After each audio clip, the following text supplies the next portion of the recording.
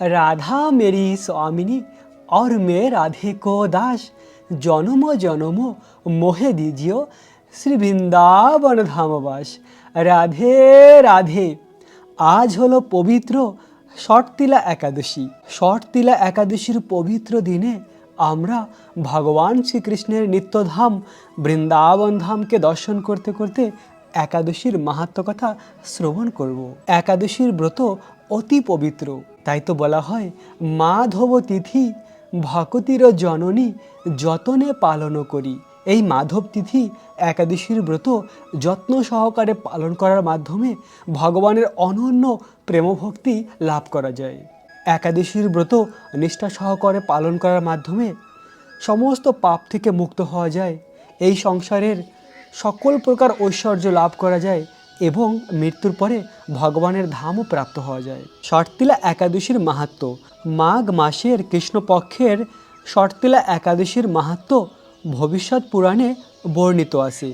যুধিষ্ঠির মহারাজ বললেন, হে জগন্নাথ, মাঘ মাসের কৃষ্ণপক্ষের একাদশীর তিথির কি নাম, বিধি বা কী এবং তার কি ফল সবিস্তারে বর্ণনা করুন। তদ উত্তরে ভগবান শ্রীকৃষ্ণ বললেন, হে রাজন, এই একাদশী শর্তিলা নামে জগতে বিধিত।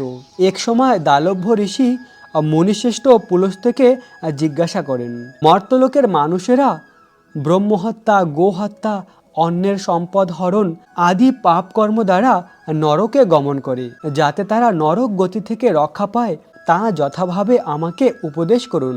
অনাহাসে সাধন করা যায় এমন কোনো কাজের মাধ্যমে যদি তাদের এই পাপ থেকে উদ্ধারের কোনো উপায় থাকে তবে তা বলুন। ঋষি পুলস্ত্য বললেন, হে মহাভাগ, তুমি একটি গোপনীয় উত্তম বিষয়ে প্রশ্ন করেছ। মাঘ মাসে সূচি, জিতেন্দ্রিয়, কাম, ক্রোধ আদি শূন্য হয়ে স্নানের পর সর্বদেবেশ্বর শ্রীকৃষ্ণর পূজা করবে। পূজাতে কোনো বিঘ্ন ঘটলে কৃষ্ণ নাম স্মরণ করবে, আর রাত্রিতে অর্চনান্তে হোম করবে।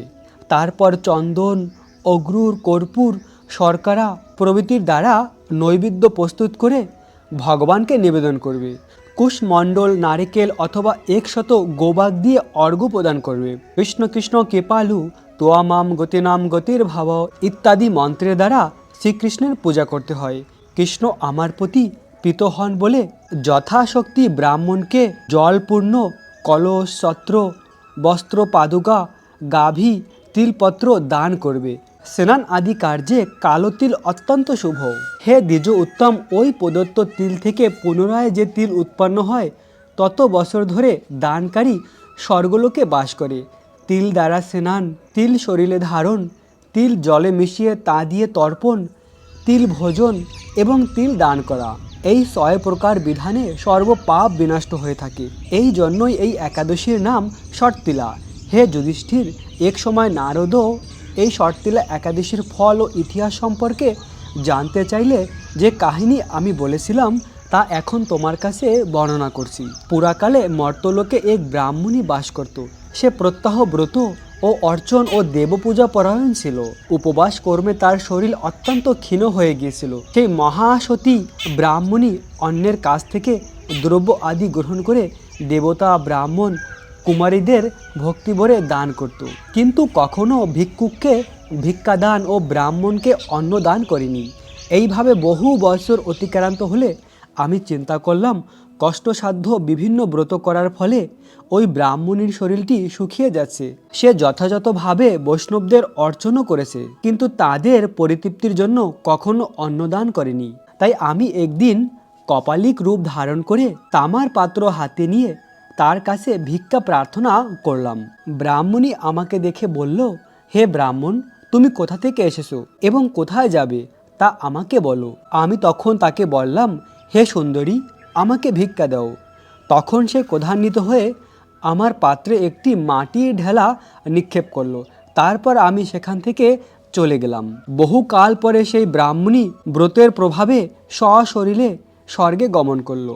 মাটির ঢেলা দানের ফলে একটি মনোরম গৃহ সে প্রাপ্ত হলো। কিন্তু হে নারদ, সেখানে কোনো ধান ও চাল কিছুই ছিল না। গৃহ শূন্য দেখে মহাক্রোধে সে আমার কাছে এসে বলল, আমি ব্রত, কৃচ্ছা সাধন ও উপবাসের মাধ্যমে নারায়ণের আরাধনা করেছি। এখন হে জনার্দন, আমার গৃহে কিছুই দেখছি না কেন? হে নারদ, তখন আমি তাকে বললাম, তুমি নিজ গৃহে দরজা বন্ধ করে বসে থাকবে। মর্তলোকের মানবী সশরীরে স্বর্গে এসেছে শুনে আর দেবতাদের পত্নীরা তোমাকে দেখতে আসবে, কিন্তু তুমি দরজা খুলবে না। তুমি তাদের কাছে ষটতিলা ব্রতের পুণ্যফল প্রার্থনা করবে। যদি তারা সেই ফল প্রদানে রাজি হয় তবেই দরজা খুলবে।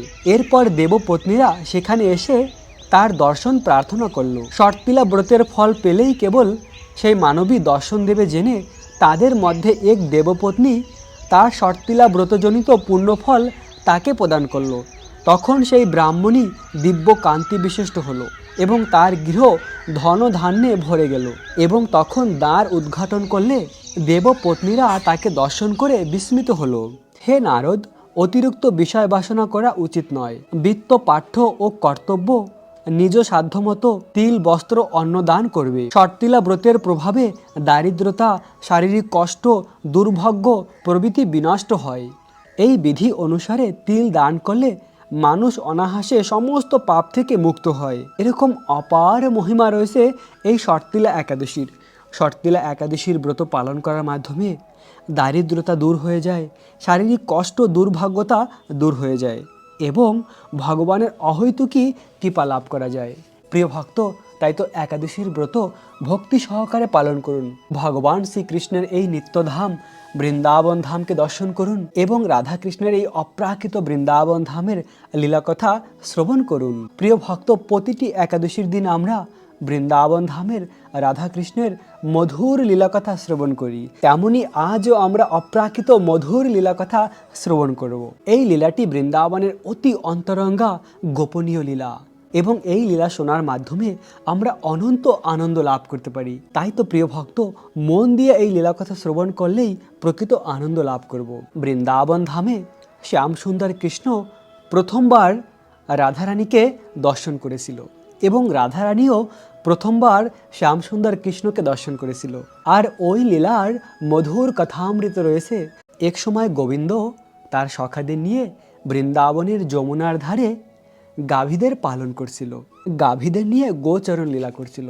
আর সেই সময় কৃষ্ণের সখারা বলছিল, কৃষ্ণ, বৃন্দাবনের যমুনার জল সমস্ত বিষাক্ত হয়েছে। বৃন্দাবনে এক কালিয়া সর্প যমুনার জলকে বিষাক্ত করেছে। তাই তো হে শ্যামসুন্দর, তুমি সেই কালিয়াকে দণ্ড প্রদান করো। তখন গোবিন্দ যমুনার ধারে কদম গাছে উঠে যমুনায় লাফ দিয়েছিল। কৃষ্ণ তখন একটি হলুদ রঙের ধুতি পরা ছিল। তখন ছিল প্রচণ্ড গরমের সময়। আর তখন কৃষ্ণ সেই ধুতি ভালো করে কোমরে বেঁধে কদম গাছে উঠে যমুনার জলে লাফ দিয়েছিল। আর যমুনায় কালিয়া সর্প বাস করত। তখন কৃষ্ণ কালিয়ার ফনার উপরে উঠে নৃত্য করেছিল। আর সকল ব্রজবাসীরা তখন ওই স্থানে এসেছিল এবং বৃন্দাবনের সমস্ত গোপিকারা যমুনার ধারে এসেছিল কৃষ্ণকে দেখার জন্য। আর তখন সকলে দেখতে পেয়েছিল কৃষ্ণ কালিয়া সর্পের ফনার উপরে উঠে নৃত্য করছে। আর সেই সময় অনেক গোপিকাদের মাঝে একজন গোপিকা যে সব থেকে সুন্দর, সব থেকে রমণীয়, আর ওই গোপিকার মুখমণ্ডলকে দর্শন করেছিল শ্যামসুন্দর কৃষ্ণ। শ্যামসুন্দর কৃষ্ণ তখন অনেক উপরে কালিয়া সর্পের ফনার উপরে ছিল। কালিয়া সর্প বিশাল আকারে ছিল আর কালিয়া সর্পের 101টি ফনা ছিল। আর ওই ফনার উপরে কৃষ্ণ নৃত্য করছে। আর কৃষ্ণ সেই অনেক উপরে ফনার উপর থেকে রাধারানীকে দেখেছিল প্রথমবারের মতন। এত সুন্দর রাধারানীর মুখমণ্ডল। রাধারানীকে বলা হয় এই জগতের সব থেকে সুন্দর। শ্যামসুন্দর কৃষ্ণ হলো কোটি কন্দর্পকেও মোহিত করে, এমনকি কামদেবকেও কৃষ্ণ মোহিত করে। তাই তো কৃষ্ণকে বলা হয় মদন মোহন। আর সেই মদন মোহন কৃষ্ণ যিনি সব থেকে সুন্দর, সেই মদন মোহন কৃষ্ণ রাধারানীকে দেখে মোহিত হয়ে যায়। তাই তো রাধারানীকে বলা হয় মদন মোহন মোহিনী। যিনি মদন মোহন কৃষ্ণকেও মোহিত করে তিনি হলেন রাধারানী। আর গোবিন্দ কৃষ্ণ কালিয়া সর্পের ফনার উপর থেকে প্রথমবারের মতন রাধারানীকে দর্শন করেছিল। এত সুন্দর রাধারানীর মুখমণ্ডল। ওই মুখমণ্ডলকে দর্শন করে কৃষ্ণ আর ভুলতে পারে না। কালিয়াকে দণ্ড প্রদান করার পরে কৃষ্ণ যখন বৃন্দাবনের অরণ্যে প্রবেশ করেছে তখন রাধারানী আর বাকি গোপিকারা ঘরে ফিরে গিয়েছে, কিন্তু গোবিন্দ কৃষ্ণ 1 সেকেন্ডের জন্য ওই মুখমণ্ডলকে ভুলতে পারে না। তখন কৃষ্ণের মন উদাস, আর কৃষ্ণ কোনোভাবেই সেই আগের মতনটি নেই। তখন কৃষ্ণের সখা সুবল সখা কৃষ্ণকে বলল, কৃষ্ণ তুমি এত উদাসী কেন? তুমি তোমার কষ্টের কথা আমার কাছে বলো।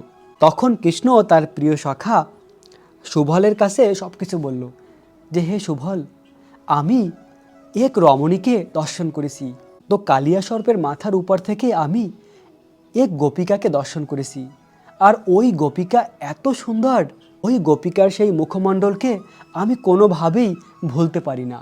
হে সখা, তুমি একবার খুঁজে বের করো ওই গোপিকা কে, আমি তার সঙ্গে মিলিত হতে চাই।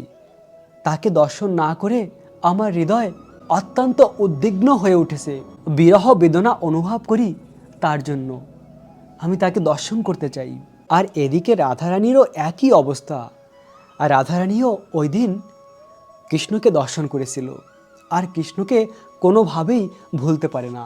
এবং তাছাড়াও রাধারানী আরও 3টি দ্বিধার মধ্যে রয়েছে, আর সেই দ্বিধা কষ্ট হলো, প্রথমটি হলো রাধারানী স্বপ্নে এক সুন্দর নীল বর্ণের পীত বসনধারী কিশোরকে দর্শন করেছে, আর ওই কিশোরকে দর্শন করে রাধারানী তার প্রতি মোহিত হয়েছে, তার রূপ দেখে তাকে ভালোবেসে ফেলেছে। এবং আরেকটি সমস্যা হলো, আরেকজন গোপের মধুর বাঁশির সুর শুনেছে, মধুর সেই বংশীর ধ্বনি শুনে তার প্রতিও রাধারানী আকৃষ্ট হয়েছে। এবং আরেকটি সমস্যা হলো যে পূর্ণমাসী রয়েছে, পূর্ণমাসীর মুখে কৃষ্ণ নাম শ্রবণ করেছিল, কৃষ্ণের কথা শ্রবণ করে কৃষ্ণের প্রতি আকৃষ্ট হয়েছিল। এবার রাধারানী চিন্তা করে, আরে আমি একটি কন্যা 3 পুরুষের প্রতি আকৃষ্ট হয়েছি, আমার কি এখন গতি হবে?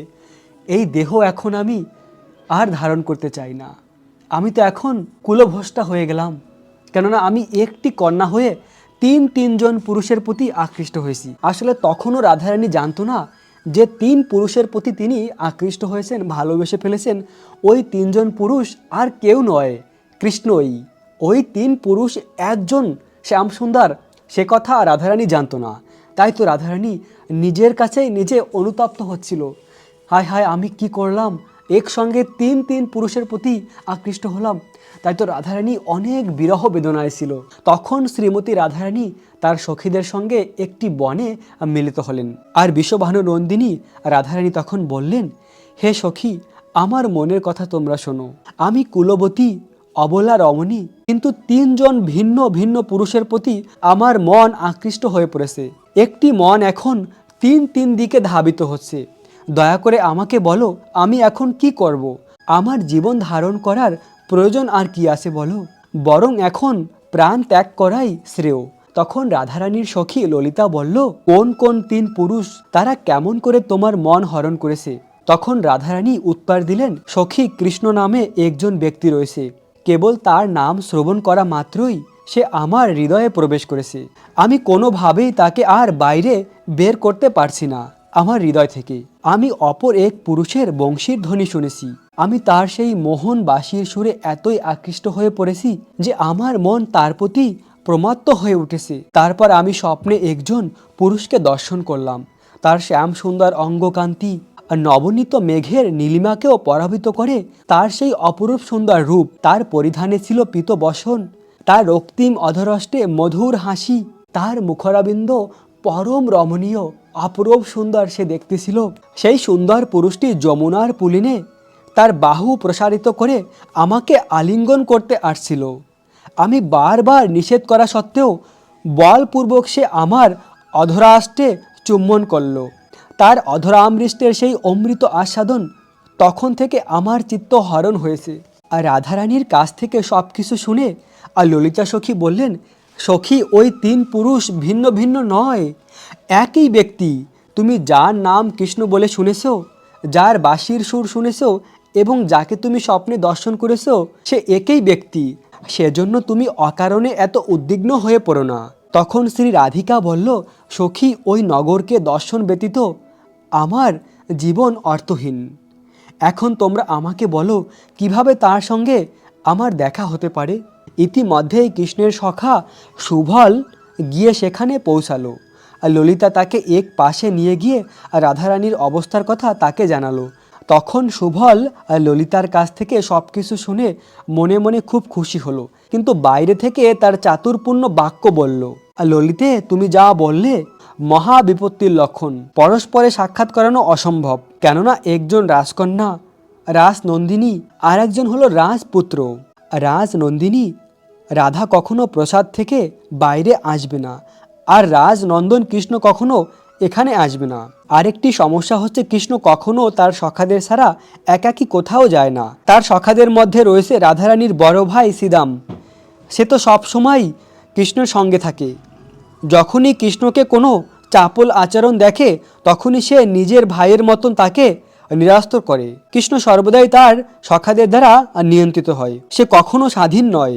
সেই কারণেই রাধা কৃষ্ণের একসঙ্গে সাক্ষাৎ সম্পূর্ণ অসম্ভব। সুবলের কথার উত্তরে ললিতা সুবলকে বলল, তুমি যদি আমার কথা অনুসারে কাজ করো তাহলে তাদের মিলন সম্ভব হতে পারে। একটি খুব নির্জন স্থান রয়েছে, ওই স্থান উপযুক্ত রাধাকৃষ্ণের মিলিত হওয়ার জন্য। ওই স্থানটি হচ্ছে বর্ষণার উত্তরে আর নন্দগ্রামের দক্ষিণে অবস্থিত। তুমি যদি কৃষ্ণকে রাধার কথা বলো, ওই স্থানে তাকে নিয়ে আসো, তাহলে তাদের মিলন হতে পারে। আর ললিতা সখী বলল, সুবল তুমি যে কোনো ভাবেই হোক না কেন কৃষ্ণকে ওই স্থানে নিয়ে আসো, তাহলে আমিও রাধারানীকে সেখানে নিয়ে গিয়ে পরস্পরের দেখা করাবো। সুবল ললিতার কথা শুনে খুব খুশি হলো। সে বলল, দেবী তোমার আজ্ঞা শিরে ধারণ করে আমি এখন কৃষ্ণের কাছে চললাম। রাধারানীর সঙ্গে কৃষ্ণ অবশ্যই সাক্ষাৎ হবে। আমি তার অতি অন্তরঙ্গা সখা, সে কখনো আমার অনুরোধ ফেলবে না। আমি নিশ্চয়ই তাকে এখানে নিয়ে আসব। তখন সুবল নন্দগ্রামের উদ্দেশ্যে যাত্রা করল এবং কৃষ্ণের সাথে সাক্ষাৎ করল। সুবল কৃষ্ণকে বলল, সখে যে তোমার চিত্তে হরণ করেছে আমি তার সংবাদ পেয়েছি। সে হলো মহারাজ বিশ্বভানুর কন্যা, তার নাম হলো রাধিকা। তার সখীদের মধ্যে সর্বোত্তমা বিজ্ঞা হচ্ছে ললিতা। তার সঙ্গে কথা বলার পরে সে আমাকে বলল, বর্ষণার উত্তরে একটি অত্যন্ত রমণীয় আর নির্জন স্থান আছে, তুমি অবশ্যই সন্ধ্যার সময় সেই স্থানে পৌঁছাবে। তখন নন্দের নন্দন শ্যামসুন্দর কৃষ্ণ সেখানে পৌঁছালেন। সুবলের নির্দেশ মতন কৃষ্ণ সেখানে গেলেন এবং ওই বনের সৌন্দর্য দর্শন করে খুবই খুশি হলেন ভগবান শ্রীকৃষ্ণ। অপরদিকে ললিতা রাধারানীকে বলল, রাধা তুমি যাকে দর্শন করার জন্য এত ব্যাকুল, তোমার সেই শ্যামসুন্দর এখানে এই কুঞ্জেই রয়েছে, যাও তুমি তার সঙ্গে সাক্ষাৎ করো। রাধারানী ও সখীবর্গ সকলে কুঞ্জের মধ্যে প্রবেশ করলেন। সেখানে রাধা কৃষ্ণ পরস্পরকে দর্শন করে আনন্দের সাগরে নিমগ্ন হলেন। সেই অতি অপেক্ষার পরে শ্যামসুন্দর কৃষ্ণ তার প্রিয় রাধারানীকে দর্শন করেছিল, আর রাধারানীও সেই তিনজন পুরুষের প্রতি যে আকৃষ্ট হয়েছিল। প্রথমে ভেবেছিল রাধারানী ওই তিন পুরুষ আলাদা পুরুষ, কিন্তু পরে যখন ললিতা সখী বলেছে আসলে ওই তিন পুরুষ একই পুরুষ, যিনি হলেন মদন মোহন কৃষ্ণ। আর সেই কৃষ্ণকে এখন রাধারানী ঠিক গোদলির সময় দর্শন করেছে। সূর্য ঠিক ডুবে যাওয়ার কিছুক্ষণ আগে রাধারানী কৃষ্ণের সঙ্গে মিলিত হয়েছিল বর্ষণার উত্তরে। তো বর্ষণা গ্রামের সেই মধুর স্থানটি আজও রয়েছে বৃন্দাবনে, যে স্থানে রাধাকৃষ্ণ মিলিত হয়েছিল। ভেবে দেখুন তাদের সেই পরম মিলন কত আনন্দকর। ভগবান শ্রীকৃষ্ণের এই লীলা হলো পরম পবিত্র, কেননা ভগবান হলো আত্মারাম। ভগবান তার প্রিয় রাধারানীকে অনন্ত আনন্দ দান করে।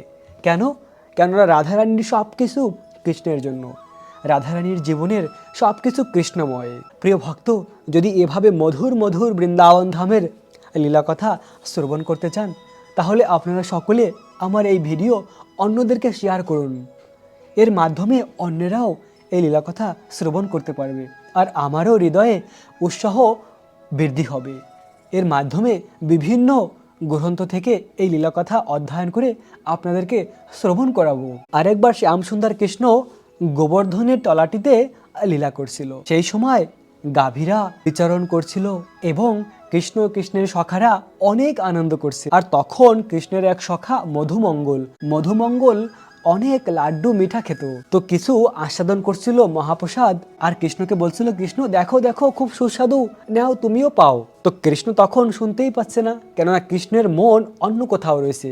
কৃষ্ণ তখন কদম গাছের ডালে বসে রাধারানীর কাছে প্রেমপত্র লিখছিল। কৃষ্ণ কদম গাছে উঠে তার রাধার কথা মনে করছিল, বিভিন্ন লীলা কথা মনে করে রাধারানীর কাছে নিজের হাতে অপ্রাকৃত ভালোবাসার পত্র লিখছিল। আর মধুমঙ্গলের কথা শুনতেই পাচ্ছে না, কেননা যখন কারো মন অন্য কোথাও থাকে তখন সে অন্য কিছু শুনতে পায় না। তেমনি কৃষ্ণ আর কিছু শুনছে না, শুধু রাধার কথাই তার মনে পড়ছে। আরেকবার রমণীর শিরোমণি রাধারানী তার সখীদের নিয়ে বৃন্দাবনের কুসুম সরোবরের কুঞ্জে পুষ্প চয়ন করছিল। খুব সুন্দর পুষ্প চয়ন করে ওই ফুল দিয়ে মালা বানিয়েছিল। রাধারানী নিজের হাতে মালা বানায়, কার জন্য? না, তার প্রিয় শ্যাম সুন্দরের জন্য। ওই মালা নিয়ে রাধাকুণ্ডে গিয়েছিল। রাধাকুণ্ডে গিয়ে ওই মালা কৃষ্ণকে পরিয়েছিল, কৃষ্ণের গলায় ওই মালাকে পরিয়েছিল এবং তাদের সেই মধুর লীলা হয়েছিল। একদিন গোবিন্দ যমুনার ধারে কেশিঘাটে লীলা করছিল, আর ওই দিন কংস একজন অসুর পাঠিয়েছিল, আর ওই অসুরের নাম ছিল কেশী দানব। আর ওই কেশী দানবকে ভগবান শ্রীকৃষ্ণ বৃন্দাবনের ঠিক এই স্থানে বধ করেছিল। আর সেই থেকে আজও এই স্থানের নাম হলো কেশিঘাট। কেশিঘাট এই কারণেই নাম হয়েছে, কেননা গোবিন্দ কেশী নামক দানবকে বধ করেছিল এই স্থানে। এরকম ভগবানের অনেক অনেক মধুর লীলা রয়েছে। এই যমুনার ধারে ভগবানের প্রিয় গোপিকারা কাত্যায়নী দেবীর পূজা করেছিল। যমুনার মাটি আর জল মিশিয়ে কাত্যায়নী দেবীর মূর্তি বানিয়ে তার পূজা করেছিল, আর তার কাছে প্রার্থনা করেছিল যে হে কাত্যায়নী দেবী, আমরা যেন নন্দ মহারাজের পুত্রকে পতিরূপে লাভ করতে পারি। তারা প্রচণ্ড শীতের সময় যমুনার ঠান্ডা জলে স্নান করে হবিষ্য অন্ন খেয়ে ব্রত করেছিল।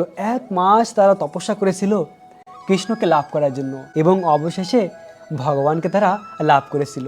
তাই আমরাও যদি এই জীবনে ভগবানকে লাভ করতে চাই তাহলে আমাদের তপস্যা করা উচিত, এই একাদশীর ব্রত পালন করা উচিত। যেমন একাদশীর দিন সমস্ত প্রকার রবি শস্য বর্জনীয়।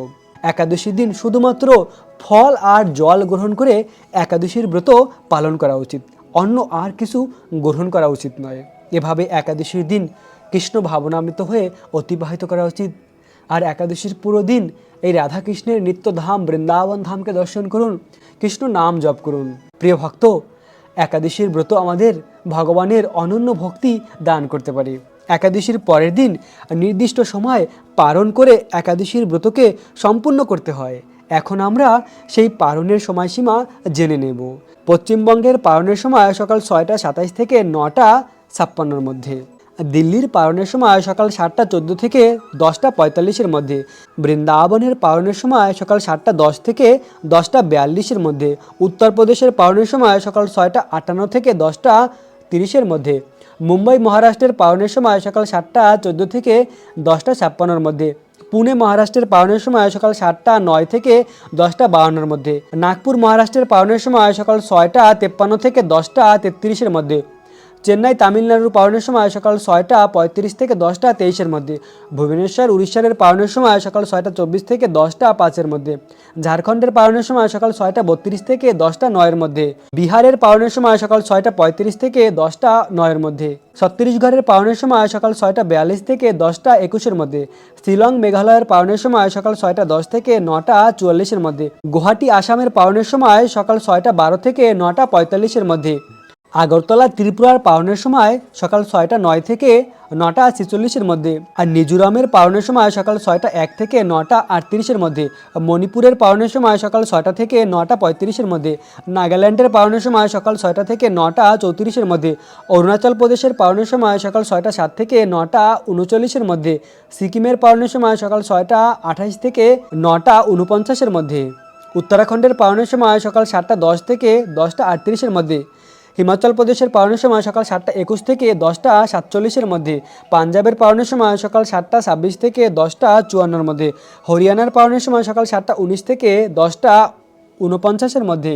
রাজস্থানের পালনের সময় সকাল 7টা 24 থেকে 10টা 57-এর মধ্যে।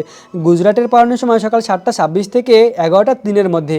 মধ্যপ্রদেশের পালনের সময় সকাল 7টা থেকে 10টা 36-এর মধ্যে। হায়দ্রাবাদ তেলেঙ্গানার পালনের সময় সকাল 6টা 49 থেকে 10টা 33-এর মধ্যে। বিশাখাপত্তনম অন্ধ্রপ্রদেশের পালনের সময় সকাল 6টা 31 থেকে 10টা 14-এর মধ্যে। গোয়ার পালনের সময় সকাল 7টা 3 থেকে 10টা 49-এর মধ্যে। ব্যাঙ্গালোর কর্ণাটকের পালনের সময় সকাল 6টা 45 থেকে 10টা 34-এর মধ্যে।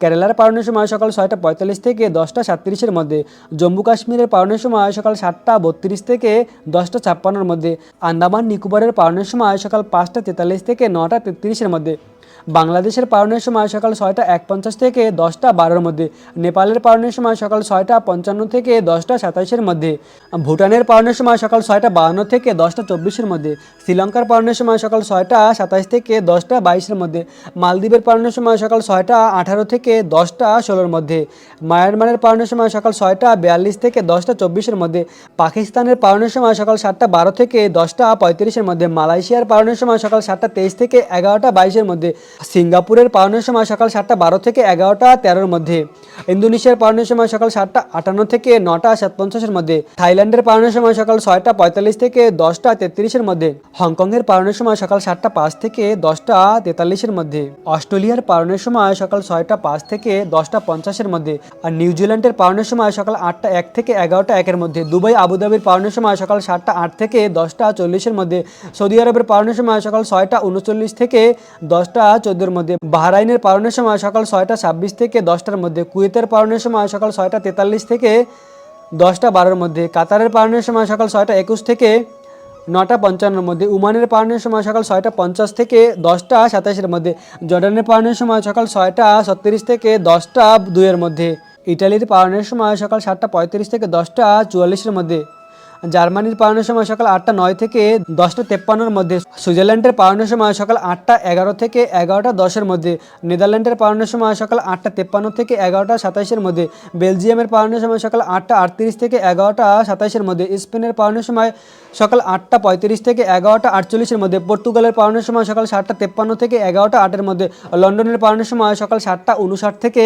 10:46 মধ্যে, আয়ারল্যান্ডের পালনের সময় সকাল 8:32 থেকে 11:13 মধ্যে, মালি পশ্চিম আফ্রিকার পালনের সময় সকাল 6:53 থেকে 10:46 মধ্যে, নাইজেরিয়ার পালনের সময় সকাল 6:49 থেকে 10:42 মধ্যে, মিশরের পালনের সময় সকাল 6:51 থেকে 10:20 মধ্যে, লিবিয়ার পালনের সময় সকাল 8:10 থেকে 11:34 মধ্যে, সাউথ আফ্রিকার পালনের সময় সকাল 5:09 থেকে 9:46 মধ্যে, নিউ ইয়র্ক যুক্তরাষ্ট্রের পালনের সময় সকাল 7:17 থেকে 9:48 মধ্যে, নিউ জার্সি যুক্তরাষ্ট্রের পালনের সময় সকাল 7:18 থেকে 9:48 মধ্যে, ওয়াশিংটন ডিসির পালনের সময় সকাল 7:25 থেকে 9:48 মধ্যে, নর্থ ক্যারোলিনার পালনের সময় সকাল 7:28 থেকে 9:48 মধ্যে, জর্জিয়া যুক্তরাষ্ট্রের পালনের সময় সকাল 7:36 থেকে 9:48 মধ্যে, শিকাগো যুক্তরাষ্ট্রের পালনের সময় সকাল 7:15 থেকে 8:48 মধ্যে, ক্যালিফোর্নিয়ার পালনের সময় সকাল 11টা থেকে 11:10 মধ্যে, ওয়াশিংটনের পালনের সময় সকাল 11টা থেকে 11:10 মধ্যে, মেক্সিকোর পালনের সময় সকাল 7:13 থেকে 8:48 মধ্যে, ব্রাজিলের পালনের সময় সকাল 6:52 থেকে 11:11 মধ্যে, আর্জেন্টিনার পালনের সময় সকাল 5:56 থেকে 10:40 মধ্যে, চিলির পালনের সময় সকাল 6:48 থেকে 11:30 মধ্যে, পেরুর পালনের সময় সকাল 5:54 থেকে 9:48 মধ্যে, কলম্বিয়ার পালনের সময় সকাল 6:09 থেকে 9:48 মধ্যে, ঘানার পালনের সময় সকাল 6:08 থেকে 10:04 মধ্যে। প্রিয় ভক্ত, এই ছিল পৃথিবীর অনেক স্থানের পালনের সময়সীমা। এই সময় মতন পালন করে একাদশীর ব্রতকে সম্পূর্ণ করুন। আপনাদের সকলকে ষট্টিলা একাদশীর অনেক অনেক শুভেচ্ছা, অভিনন্দন। রাখবেন নিজেদের অনেক অনেক যত্ন, থাকবেন কৃষ্ণ ভাবনাময়। রাধে রাধে।